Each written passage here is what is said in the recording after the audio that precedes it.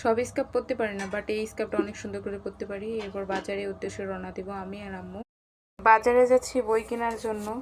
এইদিকে আমার পড়াশোনা কিছুই হচ্ছে না, আজ বাজারে যাচ্ছি বই কেনার জন্য এবং অন্যান্য জিনিসপত্র কেনার জন্য। তো অবশেষে রওনা দিলাম এবং আম্মুকে বলছি যে আম্মু আমার কিছু পিকচার উঠিয়ে দাও। আম্মু পিকচার উঠালো। আমরা সাহেব বাজারে চলে আসলাম। অনেক সুন্দর সুন্দর কসমেটিক এবং ড্রেস দেখতে, এর ভেতরে আমার কোনোটাই পছন্দ না। এরপর আমার ড্রেসের সঙ্গে বেল লাগতো, তো আমি বেল খুঁজতেছি। ওপরে বাম পাশে চলে আসলাম। অবশেষে অনেকগুলো দর্জিকে দেখতে পেলাম এবং তাদেরকে যেয়ে জিজ্ঞাসা করলাম যে বেল বানানো আছে কিনা। তো ওরা বললো যে না, এখানে বেল বানানো নয়, পাশে একটা দোকান। অবশেষে বেলের দোকান দেখতে পেলাম এবং এই বেলের দাম আপনার 100 টাকা করে চাচ্ছে। তো বাধ্য হয়ে, যেখানে 60 টাকা করে সেখানে আমি বাধ্য হয়ে 100 টাকা করে নিতে হলো। অবশেষে রওনা দিলাম।